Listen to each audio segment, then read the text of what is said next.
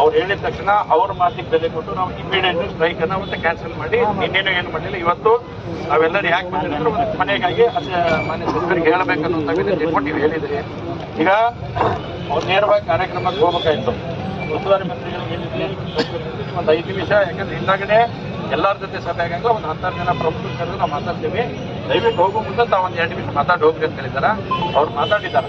ಅವ್ರ ಕಾರ್ಯಕ್ರಮ ಮುಗಿಸ್ಕೊಂಡ್ಬಂದು ತಮ್ಮ 8-10 ಜನನ ಕರೆಸಿ ಅವ್ರ ಜೊತೆ ಮಾತಾಡಿ ಮತ್ತು ತಾರ್ಕಿಕ ಅಂತ್ಯವನ್ನು ಕಾಣುವಂಥದ್ದನ್ನು ನಾವು 100% ಮಾಡಿಸ್ತೀವಿ. ಸಚಿವರಿಗೂ ಇದರಲ್ಲಿ ಕಂಪ್ಲೀಟ್ ಆಗಿ 1814 ಮಂದಿ ಕೊಡಬೇಕನ್ನುವಂಥ ಭಾವನೆ ಅವರಲ್ಲಿ ಇದೆ. ಮತ್ತು ಹೌಸ್ನಲ್ಲಿ ಒಳಗಡೆನೂ ಕೂಡ ಅವ್ರು ಪರಸ್ಪರ ಹೇಳಿದ್ದಾರೆ. ಈಗ ನೀವು ಶಾಂತವಾಗಿರಿ, ಕಾರ್ಯಕ್ರಮ ಮುಗಿಸ್ಕೊಂಡು ನಾವು ಬರ್ತೇವೆ. ಬಂದ್ಮೇಲೆ ಒಂದಿಷ್ಟು 10 ಜನ ಕರೆಸಿ ನಿಮ್ಮ ಜೊತೆ ಮಾತಾಡಿ ಸಾಧ್ಯ ಆದಷ್ಟು ಬೇಗನೆ ನಾವು ಹೇಳೇವೆ. ಏನು ಹೇಳೇವೆ?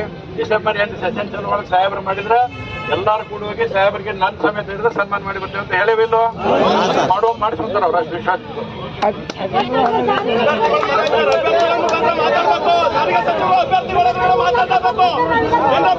ಮಾತಾಡಬೇಕು